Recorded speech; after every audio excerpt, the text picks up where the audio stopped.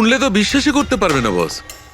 ওই এনভেলপটাকে যখন আমি ভালো করে পরীক্ষা করলাম তাতে কোনো ফিঙ্গারপ্রিন্ট তো পাইনি, কিন্তু ওই এনভেলপ থেকে আমি ডিএনএর জন্য স্যাম্পল পেয়ে গেছি।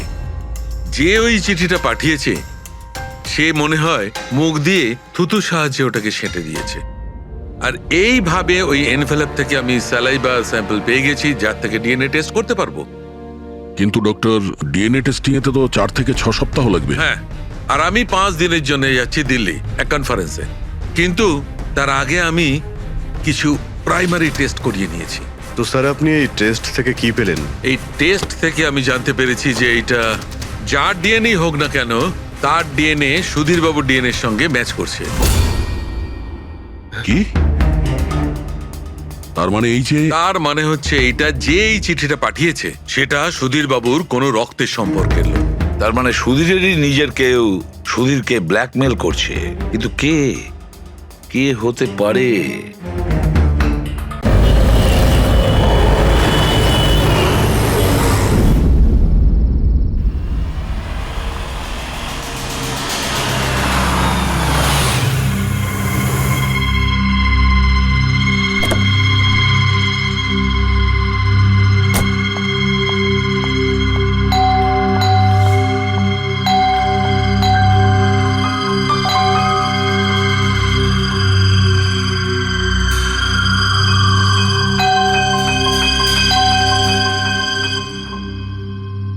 আমাদের পার্টিতে ডেকে নিজে ঘুমিয়ে পড়েনি তো? স্যার, ও নিজের জন্মদিনের পার্টিতে কি করে ঘুমাবে? আরে ওকে কিছু বিশ্বাস নেই, 60 বছর বয়স হয়েছে। সুধীর, বাইরে আয় ভাই। হ্যালো। পার্টি আজকেই তো নাকি কাল? হ্যাঁ, পার্টি আজই, আই এম শিওর। আমি ওকে একবার ফোন করে দেখি।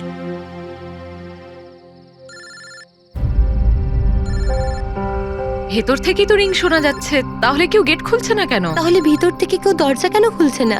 আমি বললাম না 60 বছর বয়স, এখনো বাচ্চা আছে। Sudhir,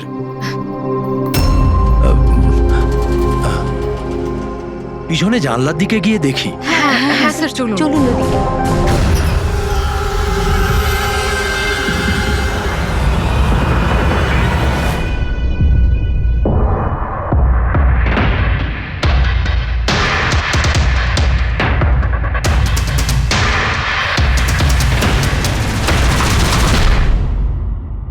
emergency medical card.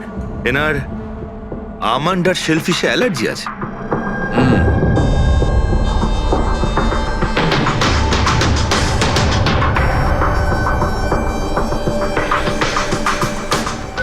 Sir, কেকটাও পুরো খাওয়া হয়নি। এই দেখুন, মনে হচ্ছে কেক কাটার কিছুক্ষণের মধ্যেই এরা সবাই মারা গিয়েছেন।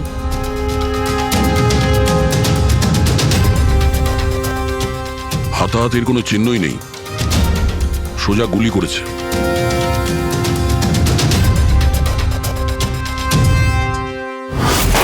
এইভাবেই গুলি চালিয়েছে।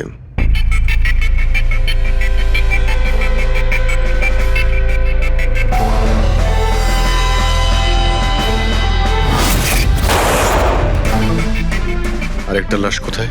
ভেতরে আছে স্যার।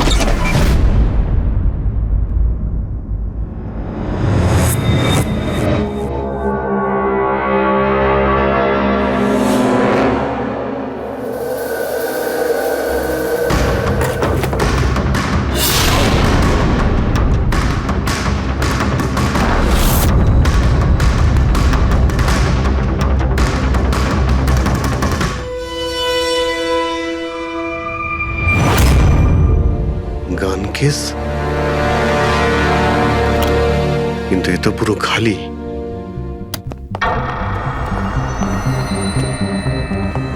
তবে স্যার, এই ঘটনা ঘটেছে কতক্ষণ হয়েছে? এই 4 জনের মৃত্যুই কালকে দুপুর 2টো থেকে 4টের মধ্যে হয়েছে। এরা কে কিছু জানতে পারলে?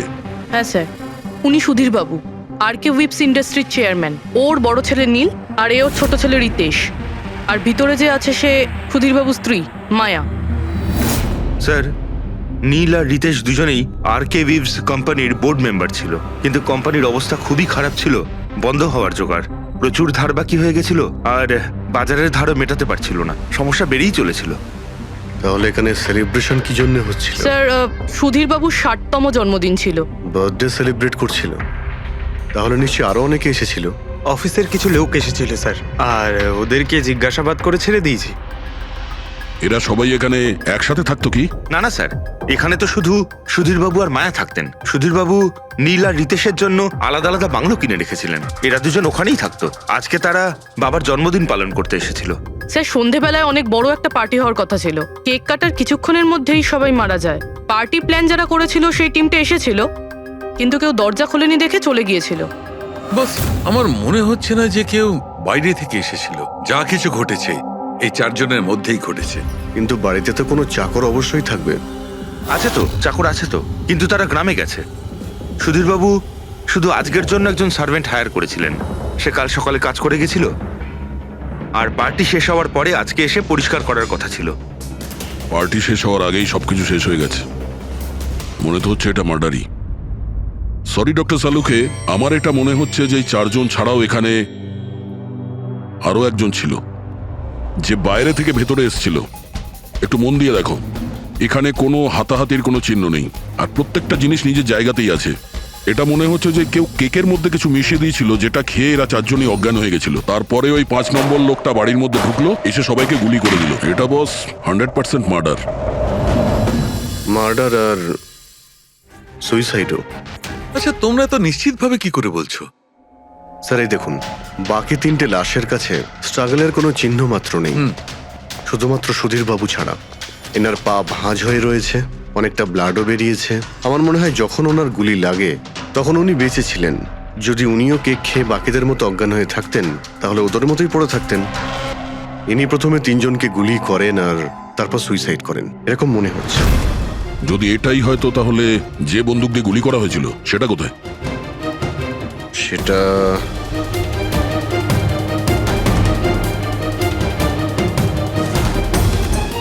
এখানে গুলি লেগেছিল মানে মাথাতে।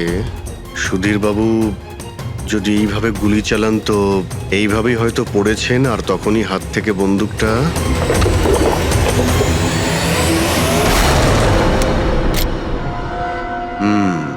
এই হলো বন্দুক। স্যার এই দেখুন, রিতেশের ফোনটা পেলাম। স্যার ও কেক কাটার কিছুক্ষণ পরেই নিজের সোশ্যাল পেজে এই সেলফিটা পোস্ট করেছে। বলছিলাম না, এখানে পঞ্চম ব্যক্তি থাকতেই পারে না। কিন্তু বুঝতে পারছি না কেন, আমার এখনো সন্দেহ আছে। দেখুন, সন্দেহ করা তো আমাদের কাজ। একটা কাজ করে যতগুলো এভিডেন্স আছে, যতগুলো জিনিস আছে, সব বিউরোতে নিয়ে যাই, দেখি এসিপি স্যার কি বলেন। গোলমাল মনে হচ্ছে। বস, আমি ওদের পেটের মধ্যে কেকের টুকরো পেয়েছি। ওই যে কেক ওরা খেয়েছিল, ওই কেকের মধ্যে সেনেটিভ মেশানো ছিল, নেশার ওষুধ। সেনেটিভ? 3 জন খেয়েছে আর অজ্ঞান হয়ে গেছে। 4 জনই? না, 3 জন। নীল, রিতেশ আর মায়া, ওদের 3 জনের পেটের মধ্যেই শুধু কেকের টুকরো পাওয়া গেছে। তার মানে সুধীরবাবু ওই কেকটা খাননি? না দয়া, সুধীর শুধু একজনই ছিল যে গুলি চলবার সময় অজ্ঞান হয়নি। কি? সুধীরবাবু নিজের জন্মদিনেই কেক খাননি? হয়নি, কারণ ওই কেকের মধ্যে বাদাম মেশানো ছিল। কিন্তু স্যার ওনার বাড়ির লোকের তো নিশ্চয়ই জানা আছে যে ওনার বাদাম থেকে অ্যালার্জি ছিল। এক্স্যাক্টলি। তাহলে এই কেক আনলো কেন? অদ্ভুত ব্যাপার। সুধীর বাবুর বার্থডে ছিল আর কেক ওই 3 জনে খেয়েছিল। কেক 3 জনে খেয়েছিল, কিন্তু ওখান থেকে যে বন্দুকটা পাওয়া গেছে তাতে 4টে গুলি খরচ হয়েছে, যেগুলো এদের গায়ে লেগেছে। অদ্ভুত ব্যাপার যে ওর ওপর সুধীরের আঙুলের ছাপ আর আছে। ওই বন্দুকটাও তো সুধীরবাবুর নামেই রেজিস্টার করা। তো সুধীর বাবু প্রথমে ওই 3 জনকে গুলি করে আর তারপর নিজে সুইসাইড করে, কিন্তু কেন? ঝামেলা এড়ানোর জন্য। ব্যবসা ডুবে যাচ্ছে, ধার দেনা বেড়ে যাচ্ছে, এই জন্য নিজের সঙ্গে পুরো ফ্যামিলিটাকেই মেরে ফেলে। আর কি কারণ হতে পারে? হ্যাঁ স্যার, তাই তো মনে হচ্ছে। সুধীর বাবু ইচ্ছে করেই ওই বাদামওয়ালা কেক নিয়ে এসেছিল যাতে ওনাকে না খেতে হয়, আর উনি সেনেটিভ মিশিয়ে ওই কেকটা সবাইকে খাইয়ে দেন। আর অজ্ঞান হওয়ার পরে তাদের মেরে ফেলে নিজেও আত্মহত্যা করেন। রবি, ওই রিতেশ যেটা ফটো আপলোড করেছিল না নেটে, সেটা একটু খোলো তো। কটার সময় তুলেছিল এই ফটোটা? স্যার 2:05 আর আপলোড করেছিল? স্যার 2:07। সালুকে একটা কথা বলো, কেক খাওয়ার কতক্ষণ পরে ওরা অজ্ঞান হয়েছিল? 20 থেকে 25 মিনিট। মানে 2:30 না 2:35? আমার মনে হয় ওরা সবাই ওই সময়ই মারা গিয়েছিল, 2:30 থেকে 2:45-এর মধ্যে। মানে সবকিছু ঘটেছে ওই 40 মিনিটের ভেতরেই। 1 মিনিট, ওই দেখো, ওই ছায়াটা কার? ওই শ্যাডো? এই চারজন তো এখানে দাঁড়িয়েছিল, তাহলে ছায়া ওখানে গেল কি করে? সেটা ওখানে গিয়েই দেখতে হবে। এই শ্যাডোটা কার ছিল? 2:04 পর্দার পজিশন একদম ঠিক আছে তো? একদম স্যার। পজিশন নিয়ে নি। রেডি? 2:05 ইয়া। আরে এখানে তো কোনো ছায়া দেখতে পাচ্ছি না। তাহলে ওখানে ছায়া কোথা থেকে এলো?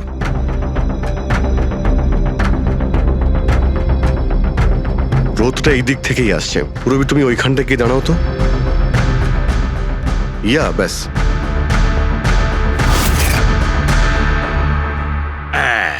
এইখানে ছায়াটা দেখা যাচ্ছে, ঠিক যেমনটা ওখানে ছিল, সেম টু সেম।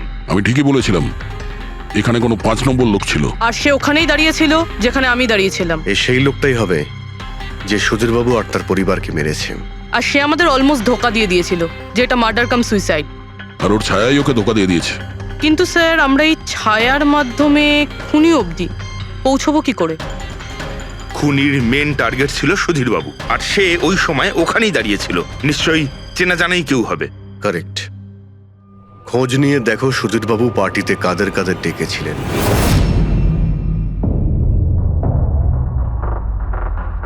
স্যার, আমি পড়ি। তুমি সুধীরের এক্সিকিউটিভ অ্যাসিস্ট্যান্ট? হ্যাঁ। স্যার, আমি Jahnavi. Marketing head. Yes sir. হ্যাঁ স্যার, আমি জগন্নাথ, আমি কোম্পানির লয়ার। আর সুধীরবাবুর পার্সোনাল লয়ারও। আগে হ্যাঁ, কিন্তু আপনারা আমার কাছে কি জানতে চাইছেন? সুধীরবাবুর কোম্পানিতে প্রায় 300 লোক কাজ করতেন, কিন্তু উনি পার্টিতে শুধু আপনাদের 3 জনকেই ডাকলেন।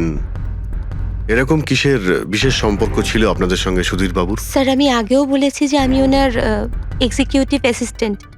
তো একজন এক্সিকিউটিভ অফিসারের সঙ্গে এতটা পার্সোনাল রিলেশনশিপ? স্যার, আমি ওনার শুধু কাজই না, বরং ওনার পার্সোনাল লাইফও ম্যানেজ করতাম। আই মিন পার্সোনাল আর প্রফেশনাল দুটোই। আর ওই দিনও আমি পার্টি ম্যানেজ করতে গেছিলাম, সেলিব্রেট করতে না। আর উকিলবাবু আপনি? স্যার, আমি আর সুধীর হলাম ছোটবেলাকার বন্ধু। ওর বার্থডে আর আমি যাব না, এটা কি করে হতে পারে? আর আপনি? আপনাকে কেন ইনভাইট করেছিল সুধীরবাবু পার্টিতে? স্যার, আমাকে সুধীর স্যার না, নীল ইনভাইট করেছিল। আমি আর নীল খুব ভালো বন্ধু ছিলাম। I see. তো আপনি ওনার পুরো শিডিউল ম্যানেজ করতেন। তো এই বার্থডে পার্টির দিন কেউ কি আসার কথা ছিল? কোনো মিটিং রেখেছিলেন আপনারা? স্যার, ওই দিন ব্যাংক হলিডে ছিল, তার জন্য কোনো মিটিং বা অ্যাপয়েন্টমেন্ট ছিল না। আর ওনার বার্থডে ছিল, তাই উনি পুরো দিন ওনার ফ্যামিলির সাথেই কাটাতে চাইতেন। দুপুর 2 থেকে 3টের মধ্যে আপনারা কোথায় ছিলেন? স্যার, আমি তো আমার বাড়িতেই ছিলাম, ভ্লগ বানাচ্ছিলাম। ব্লগ? Video blog. আমার একটা ইন্টারনেট চ্যানেল আছে যেখানে আমি ভিডিও বানিয়ে আপলোড করি। স্যার, আমি বাড়িতে ঘুমোচ্ছিলাম, আমার শরীরটা ঠিক ছিল না। স্যার, আমি আমার ফ্যামিলির সাথে ফিল্ম দেখতে গিয়েছিলাম। আচ্ছা, কিছুদিনের মধ্যে সুধীরবাবুর ব্যবহারে কোনো পরিবর্তন দেখেছিলেন আপনারা? হ্যাঁ স্যার, আমি একটা জিনিস নোটিস করেছিলাম। স্যার, আজ থেকে ঠিক 1 মাস আগে আমাদের মিটিং চলছিল।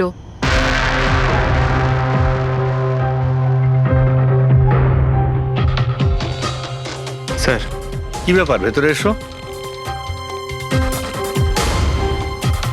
ঠিক আছে, তুমি যাও।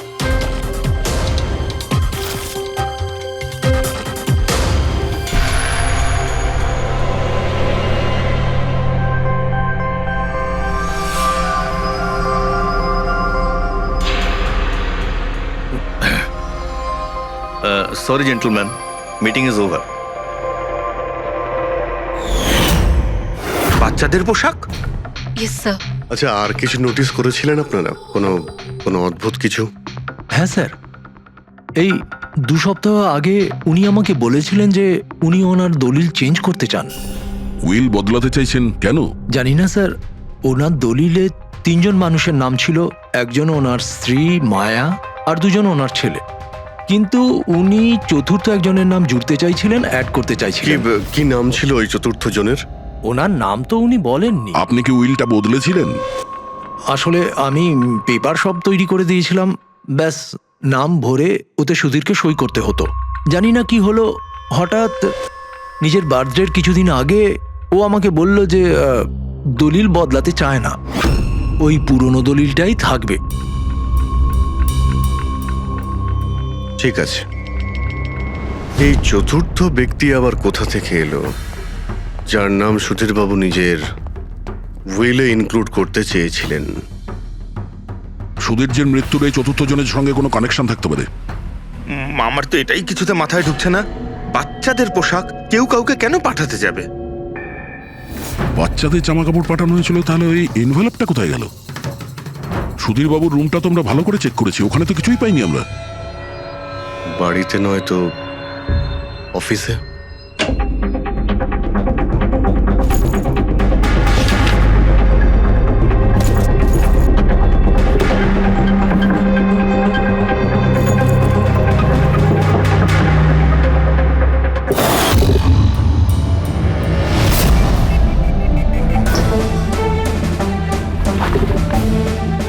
পেয়ে গেছি।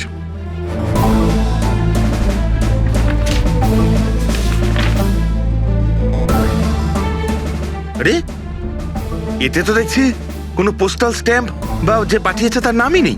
তাহলে পার্সেল এখানে পৌঁছলো কি করে? মনে হচ্ছে এই এনভেলপটা সোজা কেউ কোম্পানির পোস্ট বক্সে ঢেলে দিয়েছিল।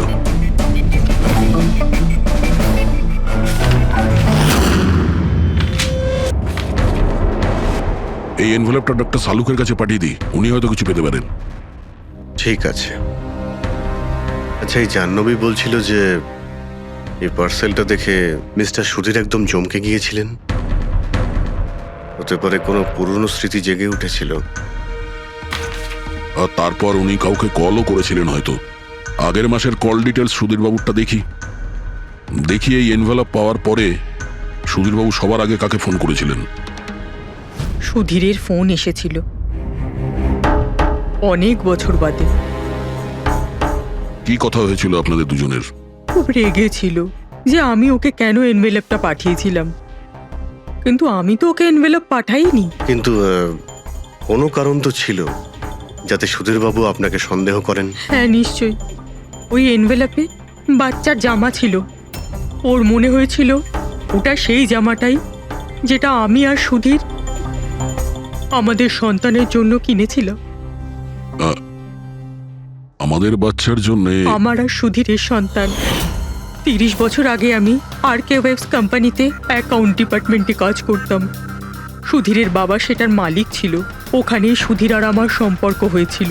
আর কিছু বোঝার আগেই আমি বুঝতে পারি যে আমি সুধীরের সন্তানের মা হতে চলেছি। তো আপনাদের দুজনের বিয়ে হয়নি? না, হয়নি। সুধীর তো কথা দিয়েছিল, কিন্তু ওর প্যারেন্টস রাজি হয়নি, কারণ আমি ওদের স্টেটাসে ছিলাম না।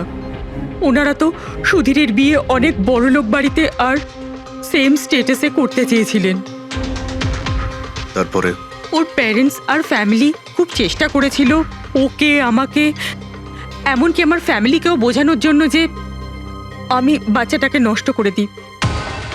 আমিও ঠিক করেছিলাম যে যাই হয়ে যাক আমি আমার সন্তানকে জন্ম দেবই। 15ই মার্চ 1990 সালে আমার সন্তান এই পৃথিবীতে এসেছিল, কিন্তু সেই রাতেই ও মারা গিয়েছিল।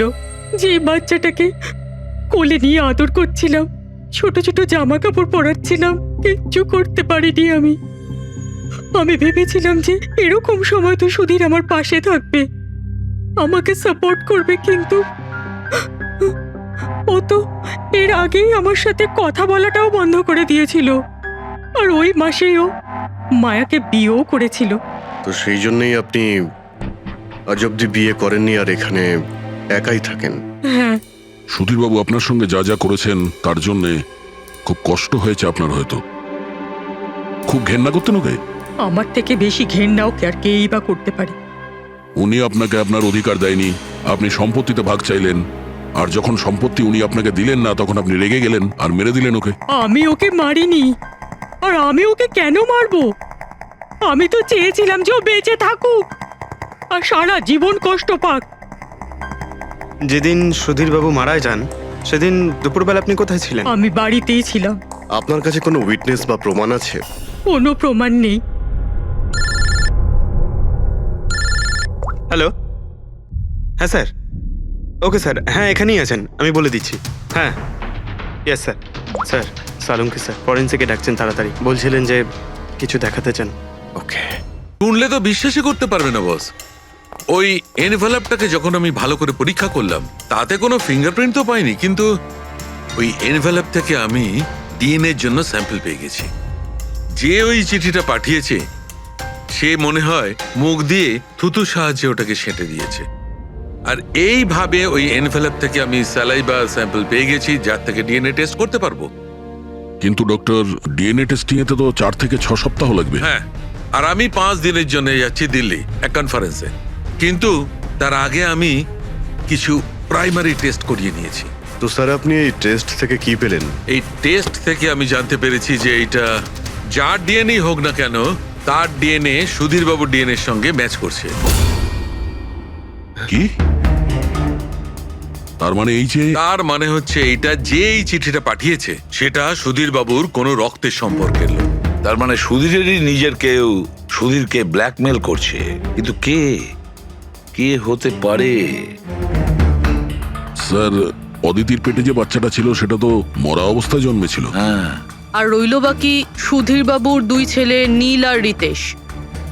ওরা দুজন আবার সুধীরবাবু আর অদিতির গোপন রহস্যটা জেনে ফেলেনি তো?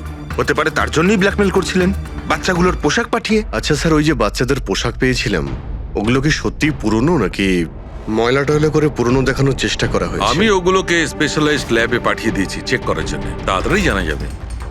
আচ্ছা পুরবি সুধীরবাবুর ছেলের ব্যাপারে কি জানতে পেরেছো? কি করতো?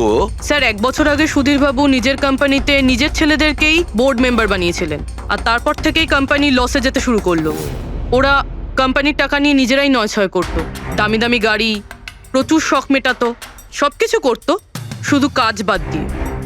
কিন্তু স্যার সুধীরবাবু তার ছেলেদের খুব ভালোবাসতেন, দুজনের জন্য আলাদা আলাদা বাংলো। আচ্ছা, এটা নয় তো যে ওদের দুজনের মধ্যেই কেউ ওই এনভেলপটা লেটার বক্সে ফেলেছিল? কিন্তু একটা কথা কিছুতেই মাথায় ঢুকছে না, এই ব্ল্যাকমেলিং কেন? আরে ভাই, টাকার জন্য। কোম্পানি ডুবে যাচ্ছিল। কারেক্ট। কোম্পানি কাঙাল হওয়ার আগে যা কিছু গুছিয়ে নিতে পারো গুছিয়ে নাও। যদি সুধীরবাবুর 2 ছেলে তাদের বাবাকে টাকার জন্য ব্ল্যাকমেল করে থাকে তাহলে নিশ্চয়ই ওনার ব্যাংকের অ্যাকাউন্টে নিশ্চয়ই টাকা এসে থাকবে, খুব বড় রকমের ফিগার। একটা কাজ করো, এই দুজনের পার্সোনাল অ্যাকাউন্ট, কোম্পানি অ্যাকাউন্ট সব চেক করো, দেখো কোনো বড় অ্যামাউন্ট এসেছিল কিনা। স্যার, স্যার কিছু পেয়েছি স্যার। আরকে উইপস ইন্ডাস্ট্রি থেকে কোটি টাকা ট্রান্সফার হয়েছে স্যার। কার অ্যাকাউন্টে ট্রান্সফার হয়েছে? 1 মিনিট দেখছি। এগুলো রিতেশ আর নীলের অ্যাকাউন্টই হবে? না স্যার, প্রাইভেট অ্যাকাউন্ট, রেচেলের নামে। কোন টাকা? আপনারা কি নিয়ে কথা বলছেন? আমি কিচ্ছু জানি না। কোন টাকা? সেই টাকাটা যেটা আরকে উইপসের অ্যাকাউন্ট থেকে তোমার অ্যাকাউন্টে ট্রান্সফার হয়েছে। এবার কিছু মনে পড়েছে? ওটা তো আমার স্যালারি, আমি ওখানে কাজ করতাম। স্যালারি? 11 কোটি স্যালারি? হ্যাঁ, তাও আবার 2 সপ্তাহের। ওই হিসাবে তো তোমার মান্থলি স্যালারি 22 কোটি টাকা হবে। কি কাজ কি করো তুমি? ব্ল্যাকমেলিং এর কাজ। তুমি আর রিতেশ দুজন মিলে সুধীরবাবুকে ব্ল্যাকমেল করছিলে। দেখো রিচেল, আমরা খুব ভালো করেই জানি যে তুমি আরকে কোম্পানিতে একদিনের জন্যও কাজ করনি। এবার পরিষ্কার করে সত্যিটা বলবে নাকি? রিতেশ কিন্তু আর নেই, তাই যত শাস্তি সব তোমাকেই কিন্তু পেতে হবে। ব্ল্যাকমেলিং আর এক্সটর্শনের শাস্তি জানো তুমি? আমি কাউকে ব্ল্যাকমেল করিনি। তাহলে সুধীরবাবু কি তোমাকে 11 কোটি টাকা এমনিই দান করে দিলেন? সুধীর আঙ্কেল তো ওই টাকা ট্রান্সফারই করেননি। তাহলে কে করেছিল? আমার বয়ফ্রেন্ড রিতেশ। ও আমাকে বলেছিল যে ওর কোম্পানির টাকা ও কিছুদিনের জন্য অন্য কোথাও রাখতে চায়। অন্য কোথাও? কেন? জানি না, আর আমি জিজ্ঞাসাও করিনি। তুমি রিতেশকে জিজ্ঞাসা করনি, আর যখন রিতেশ মারা গেল তখন পুলিশকেও বলনি। আমি ভেবেছিলাম যে রিতেশ তো আর বেঁচে নেই, তাই তাই টাকাগুলো আমি রেখে দিই। কেউ কি করে জানতে পারবে? কিন্তু সুধীরবাবুর ফ্যামিলিকে মারতে পারে কারা? পরি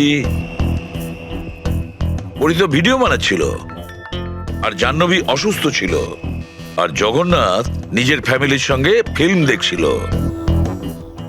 কিন্তু অদিতির ব্যাপারে আমি কিছুই বুঝতে পারছি না। কিন্তু কে হতে পারে যে সুধীর বাবুকে এনভেলপ পাঠায়, ওই প্যাকেটটা পাঠায়? সে কে? ওর নামটা সুধীর বাবু উইলে লিখতে চেয়েছিলেন, কিন্তু লেখেননি। সে কে?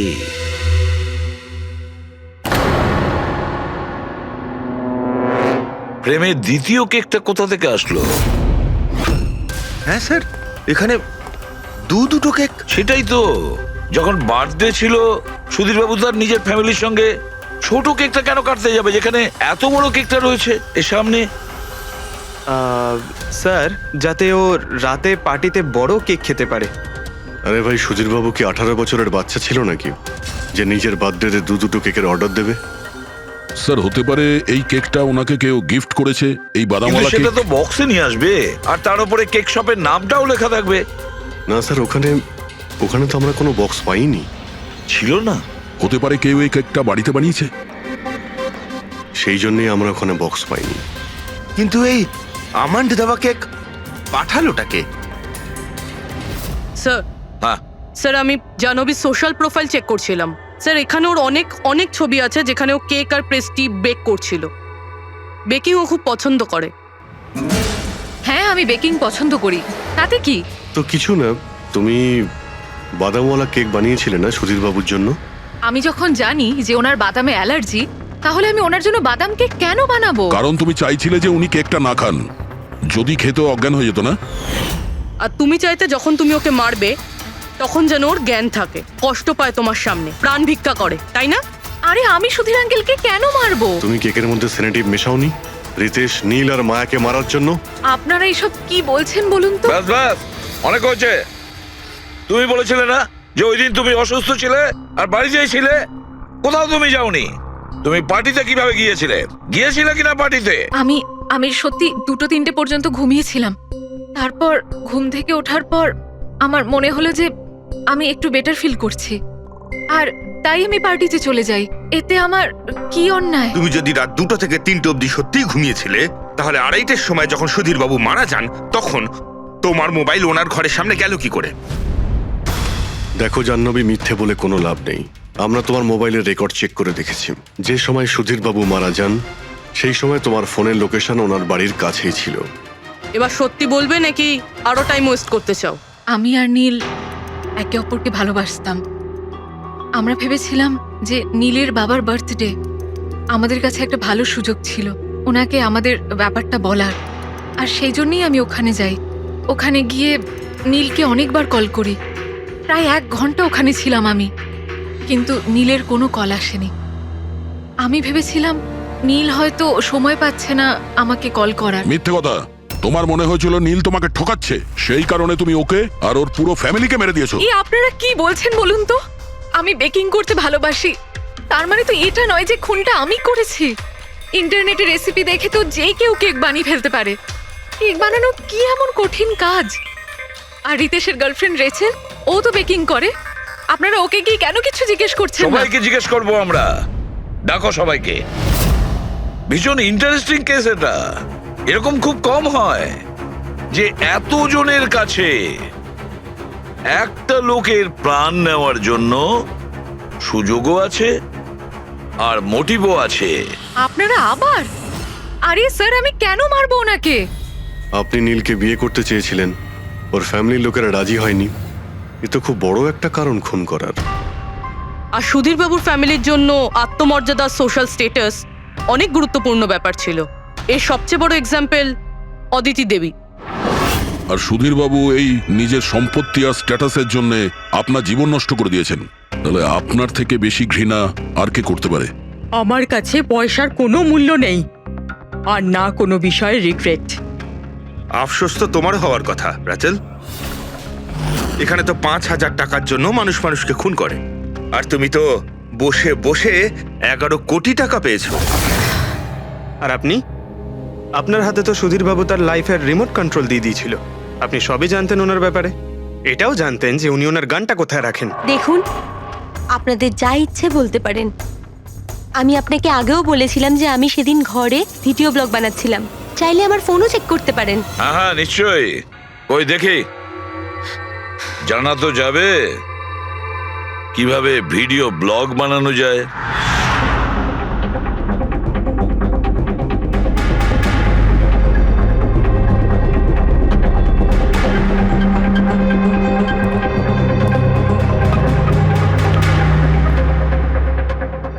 স্যার, এখন আপনি বিশ্বাস করেছেন তো যে সেদিন আমি নিজের ঘরে DIY ভিডিও বানাচ্ছিলাম? DIY তার মানে?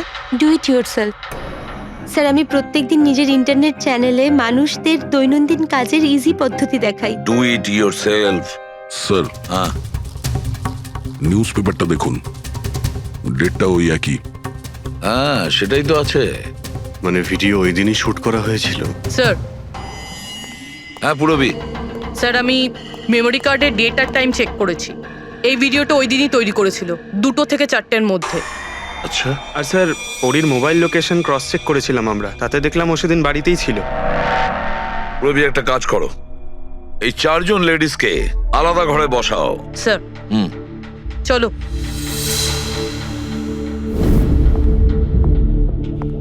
স্যার কি ভাবছেন আপনি? সমস্ত প্রমাণ তো ওর পক্ষেই দেখছি। এই কেসটা তো আমি অন্ধকারে ডুবে যেতে দেখছি। ঠিক একটা কথা তো পরিষ্কার, যখন অন্ধকার হয় তখন কোনো ছায়া পড়ে না। কিন্তু আমার মনে হয় এই পুরো কেসটাই ছায়ারই খেলা। সানডাইল জানো তো? সানডাইল এই জিনিসটা আসলে সূর্যের আলো কোন দিকে যায় সেই অনুযায়ী টাইমটা দেখায়। হ্যাঁ, সানডাইল এমন একটা জিনিস যেটা থেকে আমরা আকাশের সূর্যের পজিশনটা বুঝতে পারি, যেটা থেকে আমরা সময়টা আন্দাজ করতে পারি। এবার দেখো, আমাদের পৃথিবী ঘুরতে থাকে আর সেই জন্য সূর্যের অ্যাঙ্গেলটাও বদলে যায়, যেটার কারণে সানডাইলে ছায়ার পজিশনটা বদলাতে থাকে। এটা তো মাথায় ঢুকে গেছে স্যার, কিন্তু এটার এই কেসটার সাথে কি সম্পর্ক বলুন এর তো? সঙ্গে সম্পর্ক আছে ফেডরিক।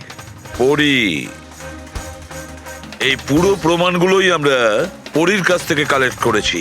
পরি সে এমন একজন কেউ পুরো এভিডেন্স গুলো ম্যানিপুলেট করতে পারে, মেমোরি কার্ডের ডেটটাও চেঞ্জ করতে পারে, পুরো এভিডেন্সেস কন্ট্রোল করতে পারে। কিন্তু সূর্যকে কন্ট্রোল পরি করতে পারে না।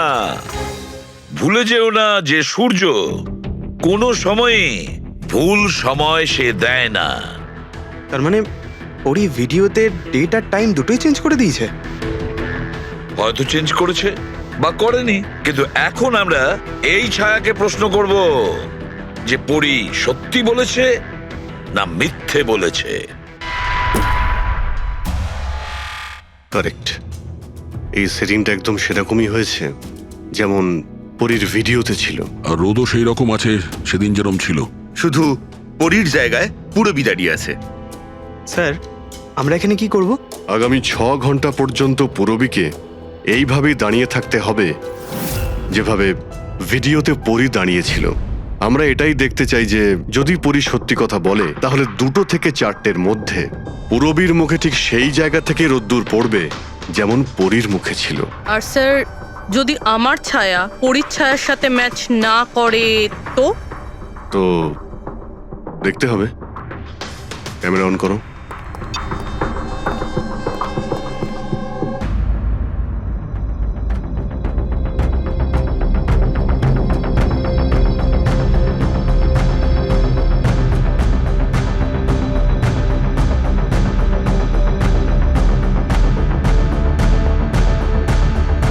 চলো, গুড।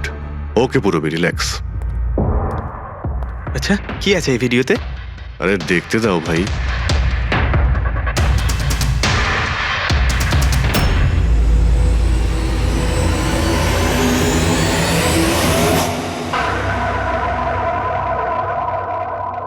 তো সকাল 11টা থেকে 1টার মধ্যে তুমি ওই ভিডিওটা রেকর্ড করেছিলে। আর তুমি খুব চালাকির সাথে ভিডিও ডেট আর টাইম চেঞ্জ করে দিয়েছো। মেমোরি কার্ডের ডেট আর টাইম বদলে দিয়েছিলে, নিজের মোবাইল ফোনটা বাড়িতে রেখে দিয়েছিলে যাতে আমরা ওখানকার লোকেশন পাই। তুমি কি মনে করেছিলে এসব করার ফলে আমরা বোকা হয়ে যাব? হ্যাঁ না, তুমি আমাদেরকে বোকা বানাতে পারলে। না আকাশে ওঠা সূর্যকে। তোমার ভিডিওতে রোডের ডিরেকশন দেখে স্পষ্টই বোঝা যাচ্ছে ওই ভিডিওটা 11টা থেকে 1টার মধ্যে শুট করা হয়েছে। চেষ্টাটা ভালোই করেছিলেন, কিন্তু রিসার্চ ওয়ার্কটা একটু দরকার ছিল। পরি, তোমার ব্যাপারে আমরা সব কিছু জেনে গেছি।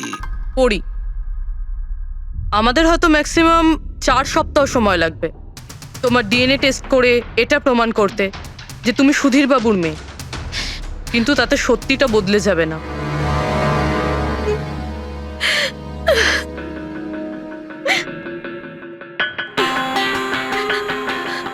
আমি ওনাকে মারতে চাইতাম না, একদমই মারতে চাইতাম না ওনাকে।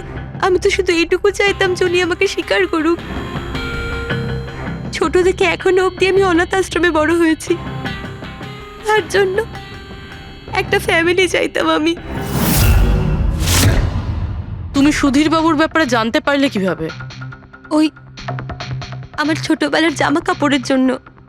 ওই জামা কাপড়ে হসপিটালের কার্ড ছিল, উনি ওটা বের করতে ভুলে গেছিলেন। ওই কার্ডে বাবার নাম্বারও ছিল। তারপর আমি বাবাকে অনেক খুঁজলাম, তখন শেষ পর্যন্ত ওনার কোম্পানির কথা জানতে পারলাম। কিন্তু তুমি ওনার কোম্পানি কেন জয়েন করলে? তুমি চাইলে সুধীরবাবুকে অন্য জায়গাতেও কথাটা বলতে পারতে যে তুমি ওনার মেয়ে। কিন্তু আগে আমি ওনার সাথে দেখা করতে চাইতাম, চিনতে চাইতাম ওনাকে। তারপর আস্তে আস্তে জানতে পারলাম যে উনি খারাপ মানুষ নন, মনের দিক থেকে খুবই বড়। তখন আমি ভাবলাম যে হয়তো ওই সময় ওনার অবস্থা খুব খারাপ ছিল, তাই অনাথ আশ্রমে দিয়েছিল আমাকে। কিন্তু এখন তো ওনার খুব ভালো অবস্থা, এখন তো উনি আমায় আপন করতে পারতেন। তাহলে ওনার সঙ্গে দেখা হতে না হতেই প্রপার্টিতে ভাগ কেন চাইলে? কারণ আমি জানতে চাইতাম যে ওনার কাছে ইম্পর্টেন্ট কি, টাকা না আমি। তার জন্যই সুধীর বাবু ওনার উইল চেঞ্জ করতে চাইছিলেন। হ্যাঁ, আর এটা শুনে আমি খুব খুশি হয়ে গেছিলাম। কিন্তু সুধীর বাবু তার সিদ্ধান্ত বদলে ফেলেছিলেন, যেটা তুমি সহ্য করতে পারোনি। স্যার, ও সব ওনার ওয়াইফ আর ওনার মেয়ের জন্য হয়েছিল। ওরা এটা সহ্যই করতে পারছিল না যে বাবা আমার নাম উইলে অ্যাড করছিল। অর্থাৎ আরও একবার সুধীরবাবু আপনাকে মেনে নিতে অস্বীকার করলেন। হ্যাঁ, আর এইবারও ঠিক ফ্যামিলির জন্যই। উনি একদম বদলাননি, উনি একদম ঠিক আগের মতোই ছিলেন। সেলফিশ, সুবিধাবাদী, দায়িত্বজ্ঞানহীন। সহজভাবে নিজের ভাগটা পাননি বলে ওনাকে ব্ল্যাকমেল করতে শুরু করে দিলেন। না, আমি যখন ওনাকে প্রথম এনভেলপ পাঠিয়েছিলাম তখন আমার এরকম উদ্দেশ্য ছিল না। আর না আমি এতটাই বোকা যে এনভেলপ নিজের মুখ দিয়ে সিল করব।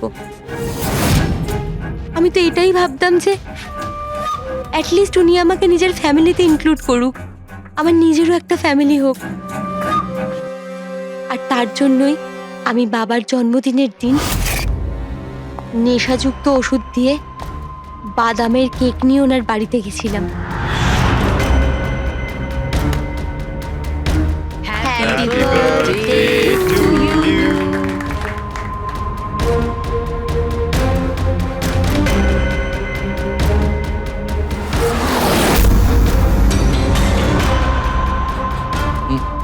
আমার অ্যালার্জি আছে।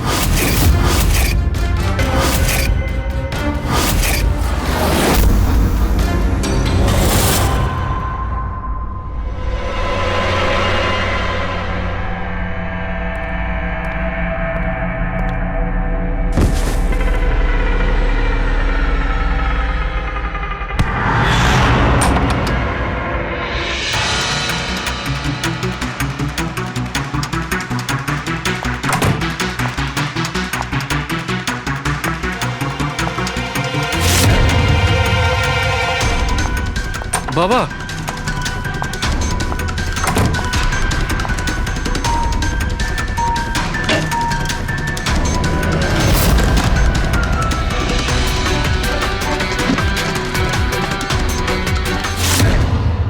তুমি সুধীরবাবুর পুরো ফ্যামিলিকে মারতে চেয়েছিলে না? তোমার লক্ষ্য পূরণ হয়েছে। এবার তোমার সঙ্গে ওনার ফ্যামিলির লাস্ট মেম্বারও শেষ হয়ে যাবে। জেল যাওয়ার আগে আমরা তোমার সঙ্গে কারোর সঙ্গে দেখা করিয়ে দিতে চাই।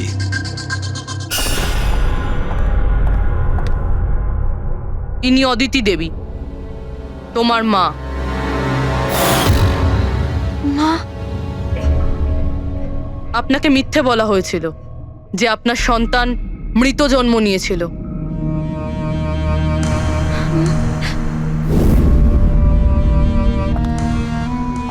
মা,